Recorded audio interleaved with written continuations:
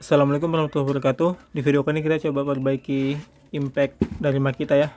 Di sini sudah kita bongkar ya untuk impact 3/4-nya. Makita TW001G 40 volt ya.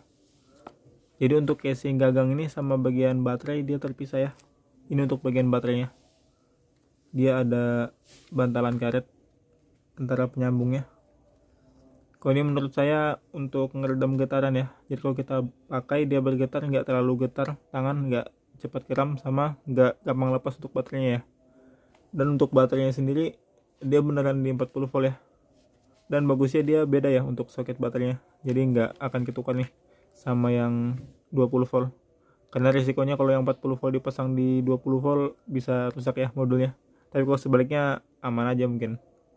Oke, ini untuk Anvil 3/4 ya. Jadi yang sempat kita singgung kemarin waktu review karpetnya ini ya. Jadi begini untuk ukurannya. Gede banget. Oke, jadi kalau kita bandingkan ukurannya sama yang drive setengah begini ya. Beda jauh, kayak 2 kali lipatnya. Ini untuk bagian gearnya. Yang ini kan langsung aja ya, 1 gear. Tapi yang ini dia ada 2 gear, ada idler gearnya ini setelah yang ini. Jadi inputnya ke kanan, outputnya ke kiri, karena ada satu yang ini. Dan untuk yang ini dia ada direduksi lagi ya, dari kecil ke besar. Ini saya belum paham untuk cara perhitungan di kertasnya, tapi untuk rasionya kita sudah hitung manual di 16:1 ya. Jadi 16 input, 1 kali output, dan berbalik arah putaran seperti itu. Luruskan ya. Bismillah. 1, 2, 3, 4, 5, 6, 7, 8, 9, 10, 11, 12, 13, 14, 15. Sekali lagi. Oke. Jadi 16 putarannya, 16:1. Dan dia berlawanan arah ya. Kalau diukur manual kita tahu ya di 16:1, jadi 16 input, 1 kali output. Ini berat banget ini, kayaknya ada sekilo ini, coba kita timbang. Oke, ini 0 ya, kita angkat. Oke, pas di 1 kilo ya. Oke, kalau 3/4 ini dia lebih mantap ya untuk penerus torsinya, karena besar dia drive-nya di 18,5, busingnya di 24,9, baru panjang keseluruhan di 64 ya.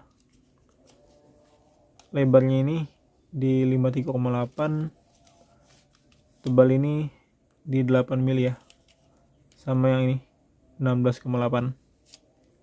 Oke, sudah semua ya. Sekarang yang hammernya, yang ke Anvil ya, 11,9 ya. Sekarang diameternya ya, besar banget ini, 68. Panjang keseluruhan ke sini 48,08 ya.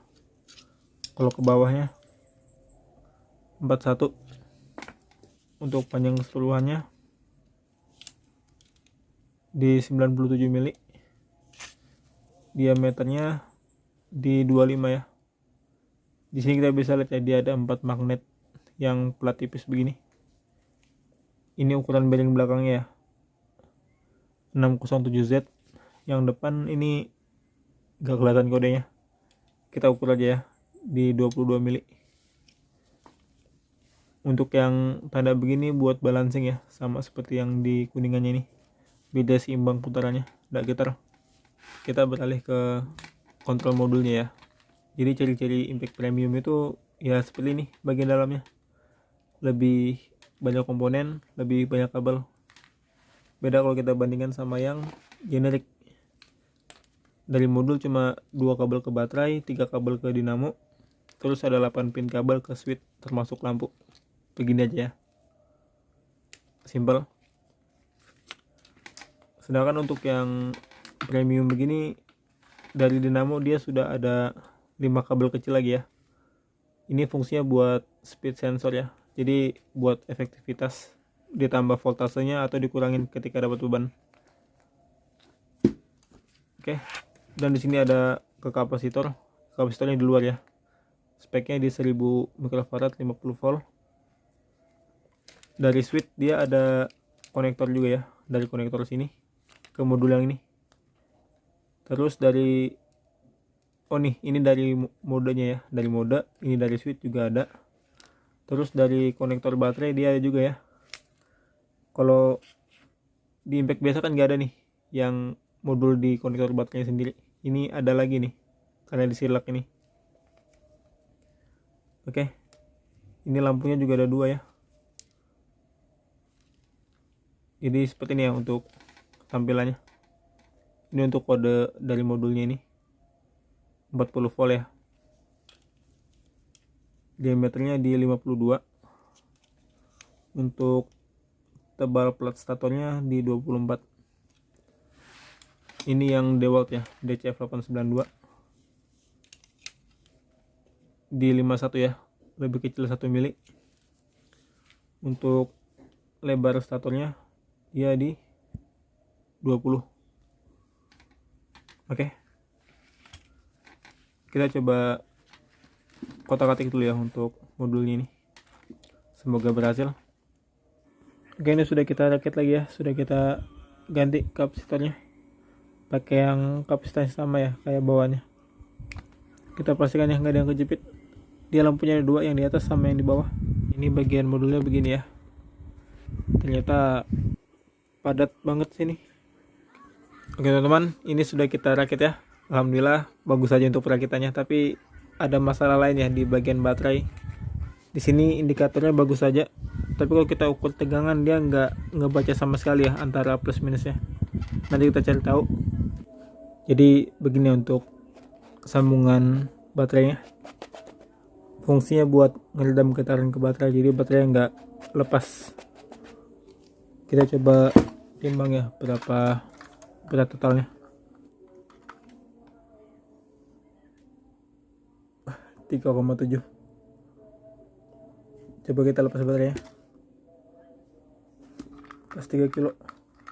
Oke, jadi untuk baterai Makita ini dia nggak terbaca ya voltase outputnya. Begini. Jadi kita mau coba jumper ya, 2 baterai 20 volt kita seri, kita kenakan ke yang sini ya, plus minusnya. Tapi sambil kita pasang ini ya, karena kalau misalkan ini tidak connect dia nggak terbaca ada baterai ya. Kita coba dulu. Oke, ini untuk baterainya ya, yang 40 volt. Di sini kita bisa lihat ya, untuk selnya dia pakai Murata yang 2,5H ya berarti. Kita coba jumper dulu ya baterainya ini. Bismillah. Oke, aman.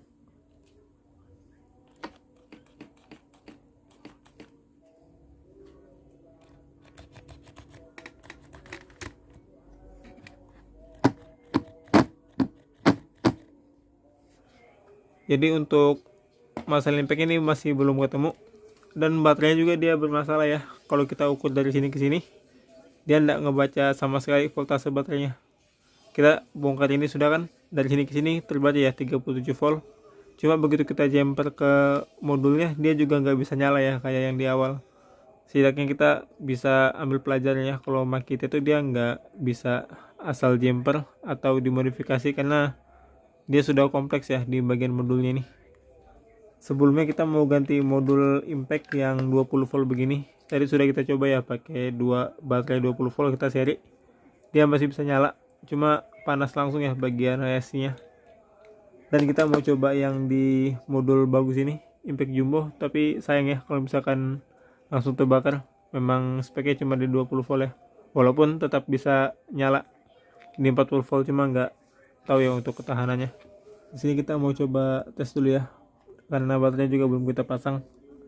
Dan sebelumnya antara terminal positif sama negatifnya dia nggak terbaca voltase sama sekali ya, jadi kita harus ngejumper antara terminal positif sama yang di baterainya langsung.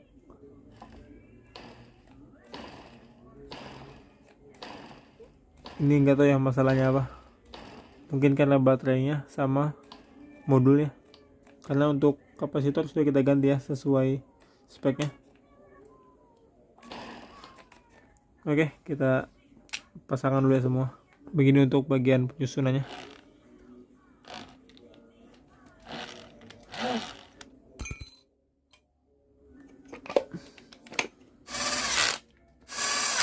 Alhamdulillah sudah kita pasangkan ya semua covernya seperti semula.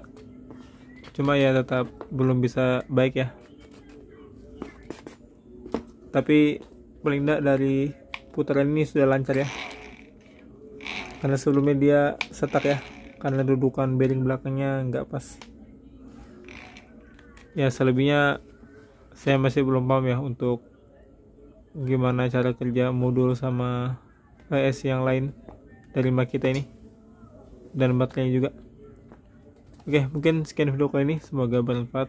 Terima kasih telah menonton. Wassalamualaikum warahmatullahi wabarakatuh.